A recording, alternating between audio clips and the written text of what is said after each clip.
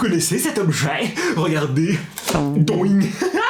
Il y en a qui connaissent, parce que moi quand je fais ça, c'est un massage pour la... ça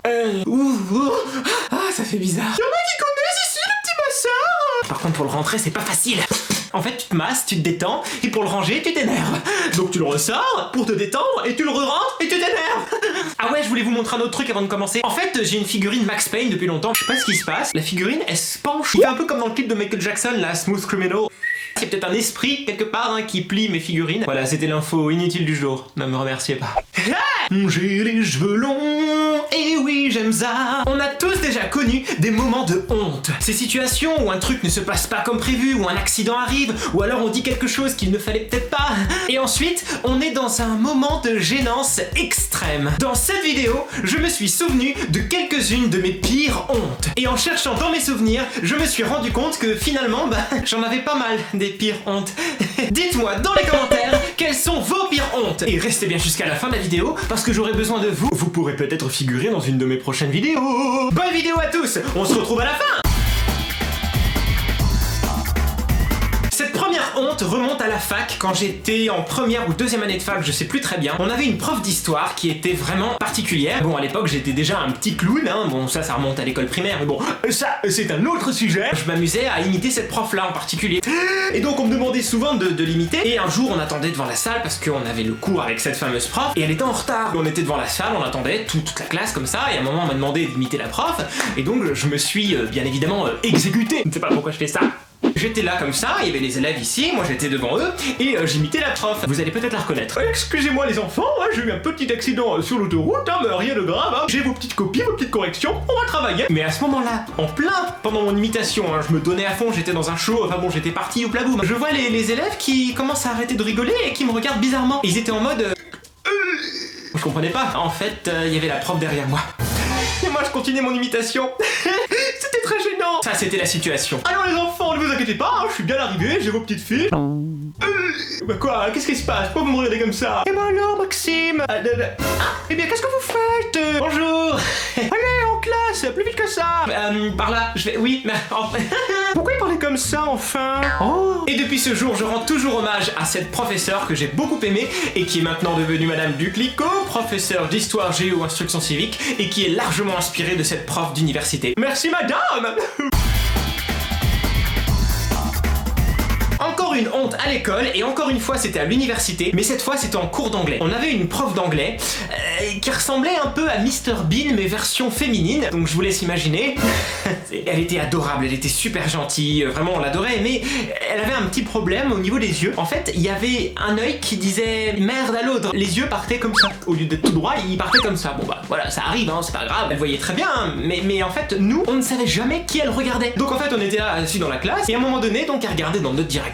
Je ne sais pas exactement qui du coup parce que forcément elle posait une question en anglais. Donc comme elle regardait dans notre direction, je me suis un petit peu senti visé. Boum, je me suis mis à répondre. Normal. Yes, so this article is about... Et là j'ai senti qu'il y avait un truc qui n'allait pas. Elle commençait à me regarder bizarrement, mes voisins me regardaient bizarrement et je me suis dit mais qu'est-ce qui se passe? Et en fait c'était pas du tout à moi qu'elle avait posé la question, mais c'était une personne qui était 2 rangées derrière.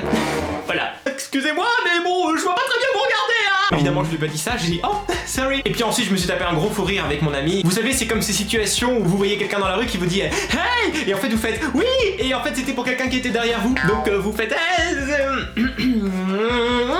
il faut toujours essayer de garder la face dans ces moments-là.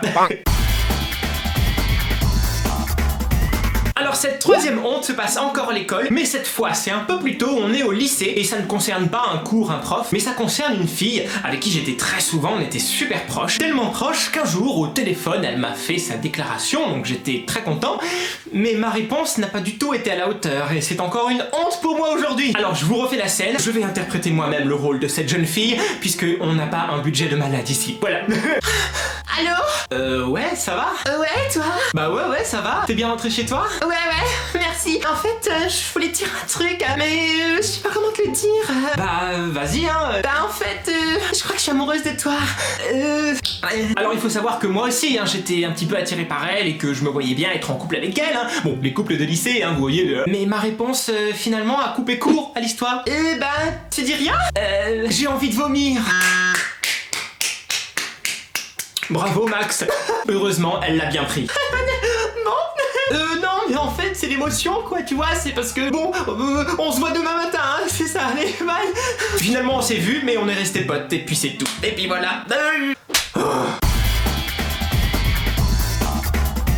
On reste à l'école pour cette 4e honte. Décidément, il m'en arrivait pas mal de honte à l'école, mais bon, c'est comme ça.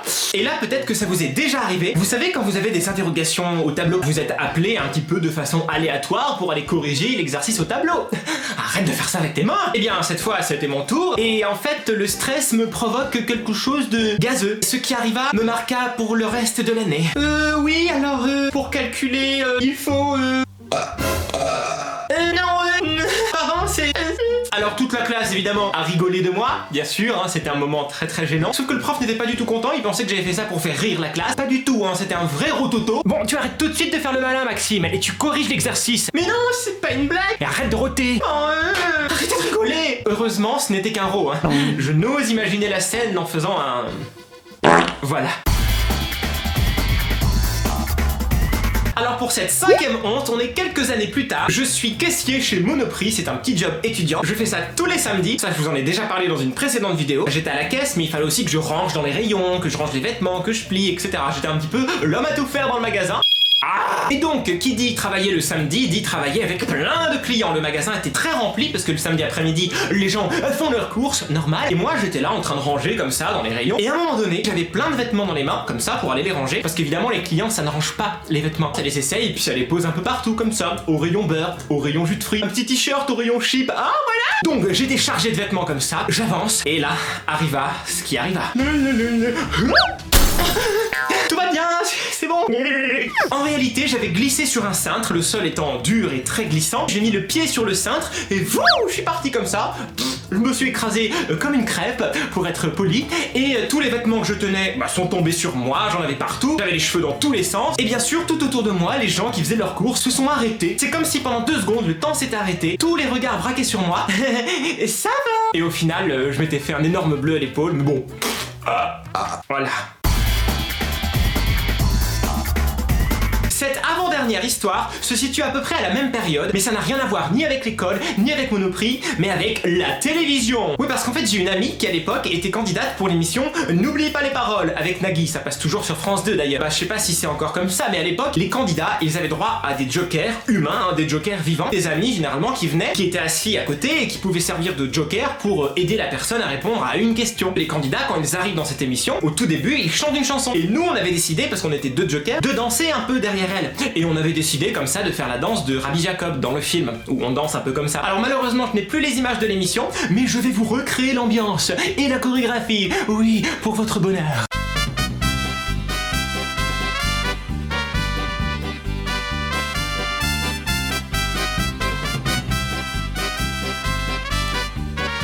Et ça, bien sûr, devant tout un public, devant les caméras, et donc des millions de téléspectateurs. Voilà. Mais alors la vraie honte, c'est quand on avait terminé, qu'on est retourné à nos places, et que là, Nagui nous a parlé. Et alors Maxime, vous faites quoi dans la vie? Laveur de vitres? Non. Ah bon? Parce qu'on dirait, hein, avec vos mouvements, que vous savez bien nettoyer les vitres. Bon, eh bien écoutez, ne soyez jamais danseur. C'est un grand moment de télévision que je n'oublierai jamais. Mais bon, au final, je l'ai bien pris, Nagui, il est drôle, il chante un peu tout le monde, et puis de toute manière, évidemment que je dansais mal, mais bon, on était là pour s'amuser, non? Allez, baisse les bras. Alors pour cette dernière histoire, il faut remonter un petit peu encore en arrière. Cette fois je suis enfant, j'ai à peu près 8 ans et je fais de l'équitation tous les dimanches. Mon père m'emmène faire du cheval, enfin à l'époque c'était du poney parce que j'étais petit, donc je faisais du poney, donc ça c'était le poney. Des fois il m'arrivait de tomber à poney, hein. Et cette fois-ci je m'en souviens, j'étais tombé vers la fin et c'est une chute qui m'avait un peu vexé. J'avais la honte un peu quand même d'être tombé comme ça à la fin du cours devant tout le monde et tout, donc j'étais très vexé, je commençais à pleurer et donc à la fin du cours je sors de la salle complètement vexé, limite je pleure et je fonce comme ça vers mon père pour lui accrocher le bras et qu'on aille à la maison quoi, on rentre. Donc j'étais en mode sauf qu'au bout de quelques secondes, je sens le bras qui tire un peu quoi, et puis je me dis c'est bizarre, qu'est-ce qu'il a? Je regarde, et ce n'était pas mon père. Non. Je n'avais pas regardé, en fait j'allais vers la première veste en cuir que je voyais, parce que mon père portait une veste en cuir, j'ai cru que c'était mon père. Donc j'avais agrippé un parfait inconnu qui était probablement le père de quelqu'un d'autre, et j'étais en train de pleurer comme ça.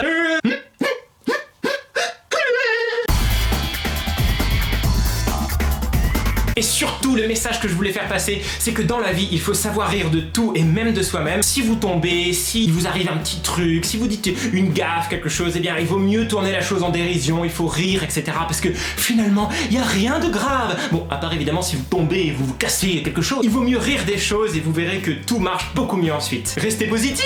Et vous, quelles ont été vos pires hontes? Dites-moi ça dans les commentaires. Je sélectionnerai les plus drôles et je les lirai dans une prochaine vidéo. Alors allez-y, commentez. Si cette vidéo vous a plu, surtout, n'oubliez pas de laisser un joli like, ça fait toujours super plaisir. Et aussi abonnez-vous et cliquez sur la cloche pour ne rater aucune vidéo. Merci à tous et à bientôt pour de nouvelles aventures. Bye.